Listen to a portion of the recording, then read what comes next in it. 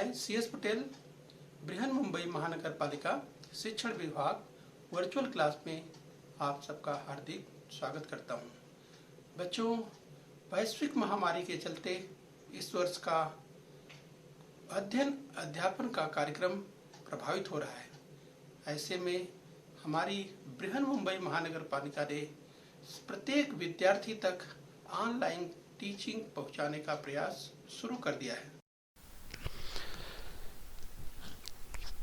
तो बच्चों, कक्षा छठी में आज हम पढ़ेंगे इतिहास। तो अपने स्क्रीन पर आप देख पा रहे हैं इतिहास की कक्षा छठी की पाठ्य पुस्तक। तो आज का पाठ है पाठ 7वां, मौर्यकालीन भारत, भाग 1, पार्ट 1, यानी India during the Maurya period. तो बच्चों, आज हम पढ़ेंगे मौर्यकालीन भारत, भाग 1। तो मैं CS Patel, virtual training centre MCGM Mumbai से। तो बच्चों, क्या आप जानते हैं ईसा पूर्व 6ठी शताब्दी में ईरान में साइरस नामक राजा ने विशाल साम्राज्य स्थापित किया था। तो बच्चों, अगर हम बात करें ईरान की तो स्क्रीन पर आप देख पा रहे हैं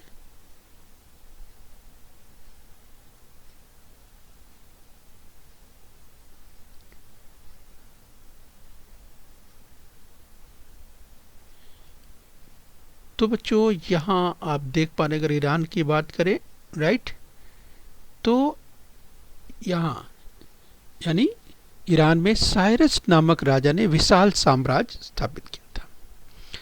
यह साम्राज्य पश्चिमोत्तर भारत से लेकर रोम तथा अफ्रीका के इजिप्ट तक फैला था। तो बच्चों, अगर बात करें पश्चिमोत्तर भारत, तो पश्चिमोत्तर भारत से लेकर रोम, यानी अगर हम यूरोप की बात करें यहाँ, और इसके साथ अफ्रीका के इजिप्ट। तो स्क्रीन पर यहाँ पर आप देख पा रहे हैं इजिप्ट, तो अफ्रीका के इजिप्ट तक फैला हुआ था। यस बच्चों, तो अफ्रीका के इजिप्ट तक फैला हुआ था। ईसा पूर्व 518 के लगभग दारियुस नामक ईरान के सम्राट ने भारत के पश्चिमोत्तर का प्रदेश और पंजाब का कुछ क्षेत्र जीत लिया था। राइट, तो भारत के पश्चिमोत्तर की अगर बात करें, राइट, ध्यान रखिए, तथा यस ईसा पूर्व 518 के लगभग यस पश्चिमोत्तर का प्रदेश और पंजाब तक का कुछ क्षेत्र जीत लिया था। दारियुस ने इस प्रदेश के कुछ सैनिकों को अपनी सेना में भर्ती करवाया था। तो बच्चों, अगर हम बात करें यस आगे जो स्क्रीन पर आप देख पा रहे हैं, यानी दारिक, ये जो उस समय प्रचलन की अगर बात करें, दारिक मुद्रा, जो कि इस सम्राट दारियुस ने अपने साम्राज्य में सर्वत्र दारिक मुद्रा जो प्रचलित किया था, वो स्क्रीन पर आप देख पा रहे हैं। आइए बच्चों, इसी क्रम में हम और आगे बढ़ते हैं। तो बच्चों, क्या आप जानते हैं कि इन सैनिकों की जानकारी ग्रीक इतिहासकारों के साहित्य द्वारा इससे प्राप्त होती है। सम्राट दारियुस के कार्यकाल में भारत और ईरान के बीच राजनीतिक संबंध प्रस्थापित हुए थे। इससे व्यापार और कला के क्षेत्र में आदान प्रदान बढ़ा। सम्राट दारियुस ने अपने साम्राज्य में सर्वत्र दारिक मुद्रा, इस दारिक मुद्रा को प्रचलित किया था। इससे व्यापार करना सुलभ हुआ। सम्राट दारियुस के कार्यकाल में राजधानी नगरी पर्सिपोलिस का निर्माण किया गया। पर्सिपोलिस ईरान में है। राइट, ध्यान रखिए, जिस मुद्रा की हम बात करें, स्क्रीन पर जो आप देख पा रहे हैं दारिक मुद्रा, ये सम्राट दारियुस ने इसे प्रचलित किया था, दारिक मुद्रा।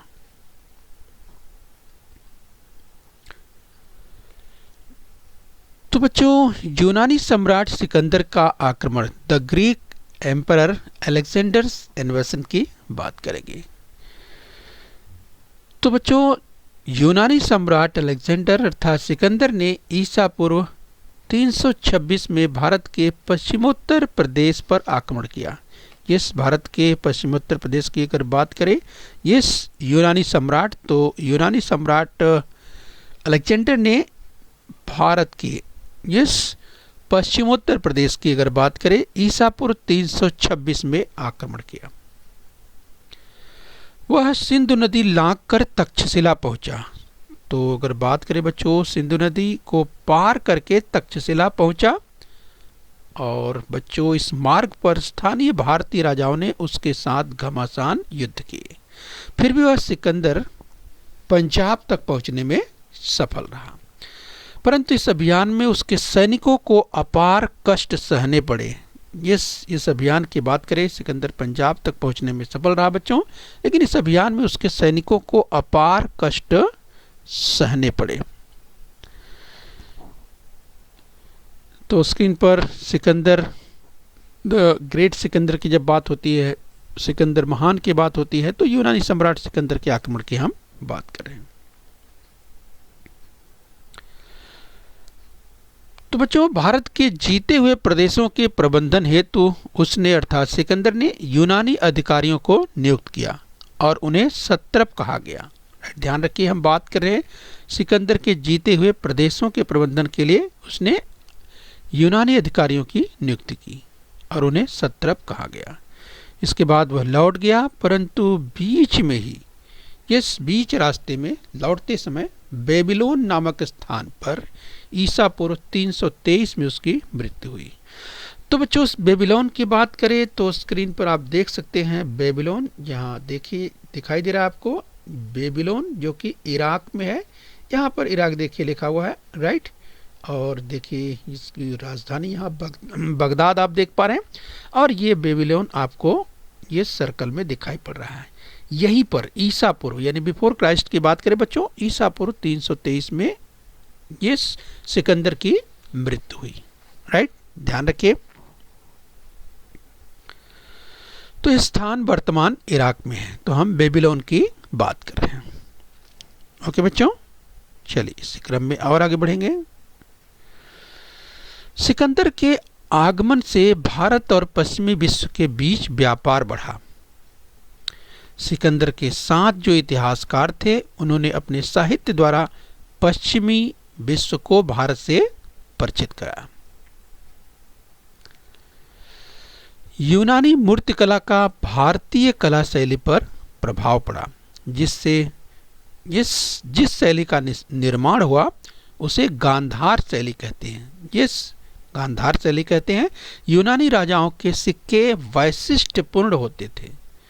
सिक्के पर एक ओर सिक्के ढालने वाले राजा का चित्र तथा दूसरी ओर किसी यूनानी देवता का चित्र अंकित रहता था।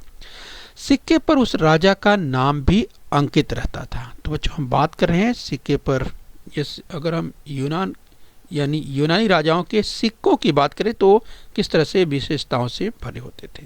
एक तरफ जहां यूनानी देवताओं के चित्र होते थे, तो दूसरी तरफ उस राजा का नाम भी अंकित रहता था। सिकंदर के सिक्के भी ऐसे ही थे। कालांतर में भारत के राजाओं ने भी ऐसे ही सिक्के ढालना प्रारंभ किया। तो यहाँ पर आप देख सकते हैं बच्चों, अगर हम बात करें इन सिक्कों की हम बात करें तो यहाँ पर स्क्रीन पर दिखाई दे रहा है।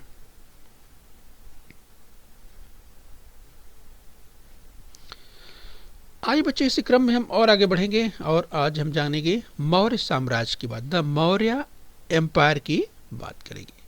चंद्रगुप्त मौर्य के बारे में बच्चों, चंद्रगुप्त मौर्य ने मौर्य साम्राज्य की स्थापना की। राइट, ध्यान रखिए, परीक्षा में पूछा जाता है मौर्य साम्राज्य की स्थापना किसने की।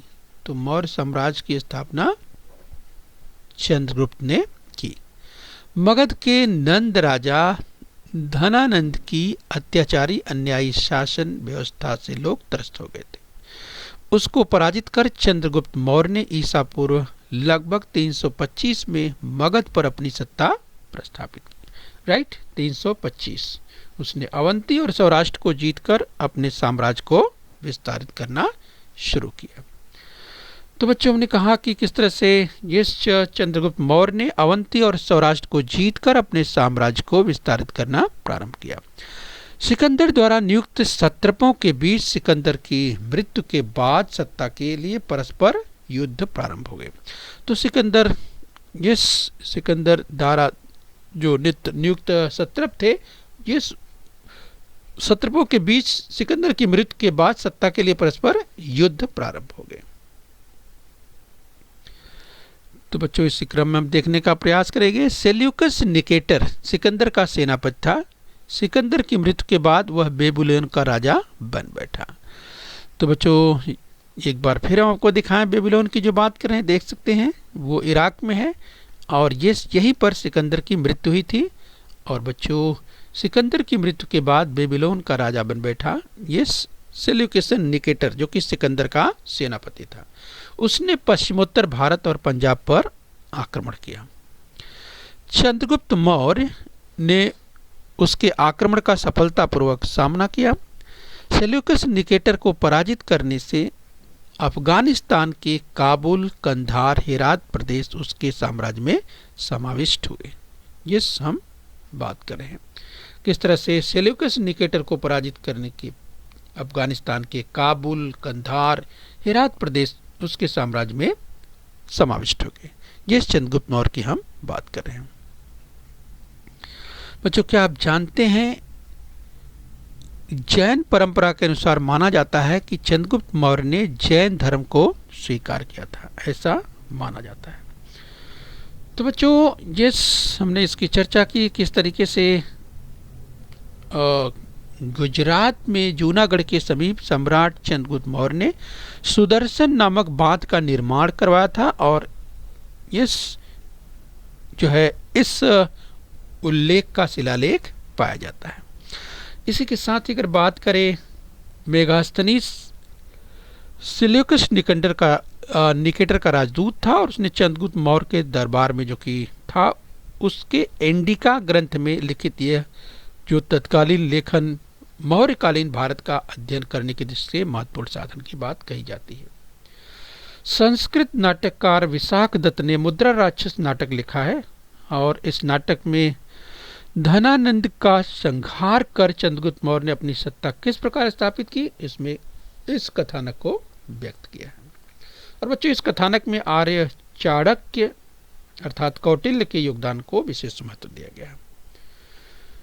तो हमने कहा कि जीवन के अंतिम समय में उसने राज्य पद का त्याग किया था।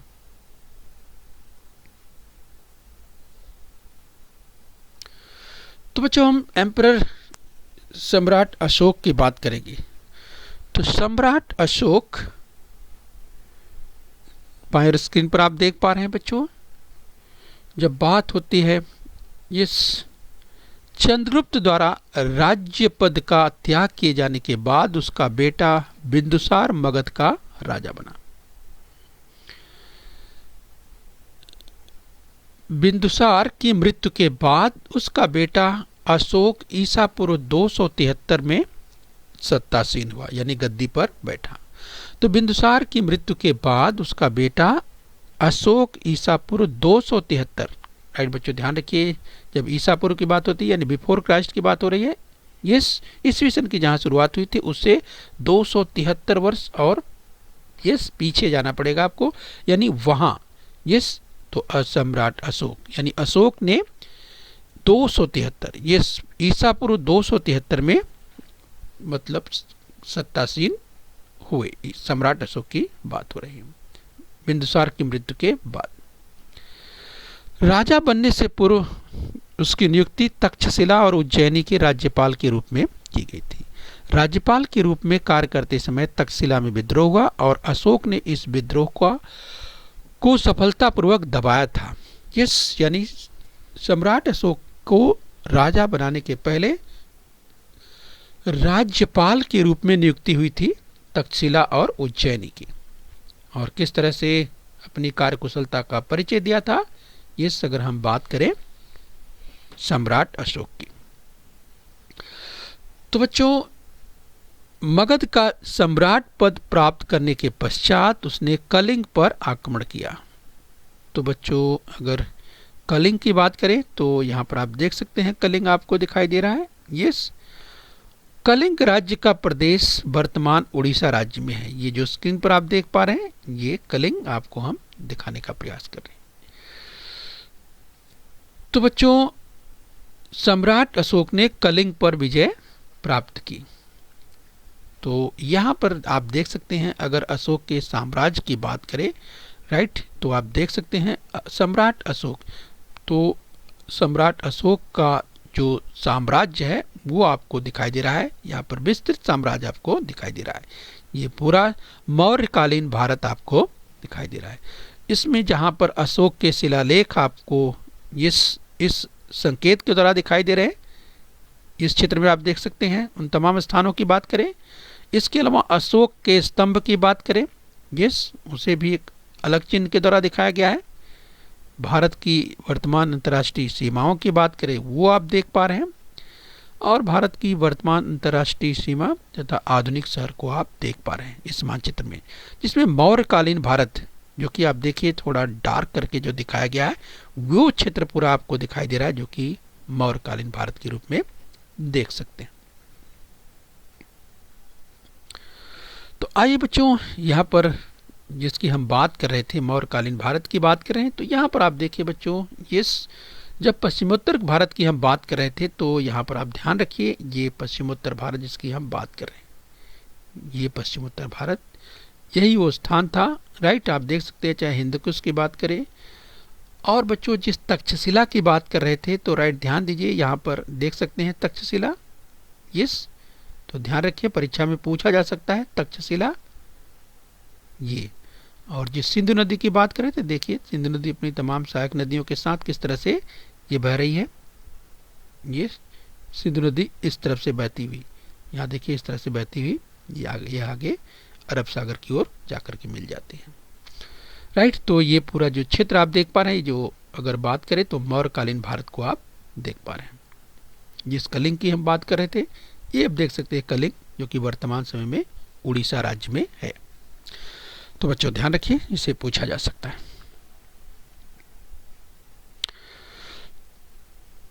तो बच्चों सम्राट अशोक को स्क्रीन पर आप देख पा रहे हैं। तो चलिए बच्चों, आज हमने बात की मौर्यकालीन भारत, यानी पार्ट 1 में हमने देखा बच्चों इस सम्राट सिकंदर की बात की, यूनानी सम्राट सिकंदर के आक्रमण की बात की, मौर्य साम्राज्य में चंद्रगुप्त मौर्य और सम्राट अशोक के बारे में हमने जानकारी प्राप्त की। बच्चों पार्ट 2 में हम लोग विस्तार से जब अगली बार मिलेंगे, तो पार्ट 2 में हम कलिंग युद्ध के बारे में देखेंगे। उसके साथ ही आगे हम अशोक के धर्म प्रसार कार्य, अशोक के लोक कल्याणकारी कार्य किए गए उन तथा मौर्यकालीन जनजीवन के बारे में हम, तथा मौर्यकालीन कला और साहित्य, ये हम देखने वाले हैं पार्ट 2 में। तो चलिए बच्चों, आज हमने जो यहाँ तक अध्ययन किया है पार्ट 1 में, आइए इसका हम अभ्यास कर लेते हैं। तो आपके सामने स्क्रीन पर एक कथन दिया हुआ है, आप जरा ध्यान से देखिए, क्या ये कथन सत्य है या असत्य। तो अगर कथन असत्य हो तो उसे सत्य करके लिखना है। तो पहला कथन है, यूनानी सम्राट अलेक्जेंडर यानी सिकंदर, अलेक्जेंडर अर्थात सिकंदर ने ईसा पूर्व 326 में भारत के पूर्व प्रदेश पर आक्रमण किया, राइट। ध्यान दीजिए बच्चों, बात हो रही है यूनानी सम्राट अलेक्जेंडर अर्थात सिकंदर ने ईसा पूर्व 326 में भारत के पूर्व प्रदेश पर आक्रमण किया। तो बच्चों दिशाओं का ध्यान आपको रहना चाहिए, हम बार बार इसकी चर्चा कर रहे थे, आपको याद आ गया होगा कि क्या ये कथन सत्य है या असत्य है। यस, तो मुझे लगता है आपको याद आ गया होगा। तो चलिए अपना उत्तर टैली कीजिए। यस बच्चों, ये कथन असत्य है। तो बच्चों देखिए ऊपर लिखा हुआ है, सत्य या असत्य बताना है। इसके साथ ही अगर असत्य कथन हो तो उसे सत्य करके लिखो। तो ये कथन असत्य है, तो इसको सत्य करके इस तरह से लिखना है। ये सत्य कथन, यूनानी सम्राट अलेक्जेंडर अर्थात सिकंदर ने ईसा पूर्व 326 में भारत के पश्चिमोत्तर प्रदेश पर आक्रमण किया। यहाँ क्या लिखा था, भारत के पूर्व प्रदेश पर। तो बच्चों पूर्व प्रदेश तो पूरी तरह से असत्य था, तो इसे सत्य करके लिखना था। तो इसे आपको लिखना है पश्चिमोत्तर। क्या लिखना है, पश्चिमोत्तर प्रदेश पर आक्रमण किया। तो बच्चों इस तरह से परीक्षा में पूछा जाता है। तो अगर कथन असत्य है तो उसे सत्य करके ध्यान से आप लिख सकते हैं। चलिए इसी क्रम में हम और आगे बढ़ेंगे। चलिए कथन और स्क्रीन पर देखिए, चंद्रगुप्त मौर्य ने मौर्य साम्राज्य की स्थापना की। तो याद कीजिए बच्चों, इसकी चर्चा हमने की थी। क्या ये कथन सत्य है या असत्य? यस, आपको याद आ रहा होगा। चंद्रगुप्त मौर्य ने मौर्य साम्राज्य की स्थापना की। यस, तो आपको याद आ गया होगा। चलिए अपना उत्तर टैली कीजिए। तो ये कथन बिल्कुल सत्य है। आइए बच्चों, इसी क्रम में और आगे बढ़ते हैं। चलिए, सामने स्क्रीन पर एक कथन और आ गया, ध्यान से देखिए। अगला कथन है, बिंदुसार की मृत्यु के बाद उसका बेटा अशोक ईसा पूर्व 273 में सत्तासीन हुआ, यानी गद्दी पर बैठा। तो याद कीजिए बच्चों कि क्या ये कथन सत्य है? बिंदुसार की मृत्यु के बाद उसका बेटा अशोक ईसा पूर्व 273 में सत्तासीन हुआ, अर्थात गद्दी पर बैठा। क्या ये कथन सत्य है? राइट। तो आप याद कीजिए, बिंदुसार की मृत्यु के बाद, यस, बिंदुसार का बेटा अशोक ईसा पूर्व 273 में सत्तासीन हुआ, मतलब गद्दी पर बैठा। तो बच्चों आपको याद आ रहा होगा। तो चलिए, आपको याद आ गया होगा तो आप अपना उत्तर टैली कीजिए। यस, देखते हैं। तो चलिए, जितने लोगों ने सत्य समझा, बिल्कुल सही समझा, तो ये भी कथन बिल्कुल सत्य है। तो बिंदुसार की मृत्यु के बाद उसका बेटा अशोक ईसा पूर्व 273 में सत्तासीन हुआ। आइए बच्चों, इसी क्रम में और आगे बढ़ते हैं। तो चलिए कथन और ले लेते हैं। सत्य या असत्य बताओ। असत्य कथन हो तो सत्य करके लिखो। अगला कथन है, सम्राट अशोक ने कलिंग पर विजय प्राप्त की। बच्चों याद आपको आ रहा होगा, हमने कलिंग की बात की। यस, कलिंग राज्य की जो बात कर रहे हैं, तो वर्तमान उड़ीसा राज्य में, जिस कलिंग की हम बात करें, वर्तमान समय में उड़ीसा राज्य में उसी कलिंग की बात हो रही है। तो क्या यस कथन है, सम्राट अशोक ने कलिंग पर विजय प्राप्त की। तो क्या ये कथन सत्य है? याद कीजिए, इसकी भी हमने चर्चा की थी। तो बच्चों आपको याद आ रहा होगा। यस, सम्राट अशोक ने कलिंग पर विजय प्राप्त की, ये कथन बिल्कुल क्या है? चलिए उत्तर टैली कर लीजिए, सत्य है। तो सम्राट अशोक ने कलिंग पर विजय प्राप्त की, ये कथन बिल्कुल सत्य है। और हमने फिर चर्चा की कि ये जो कलिंग है वर्तमान समय में उड़ीसा राज्य में है। तो चलिए बच्चों,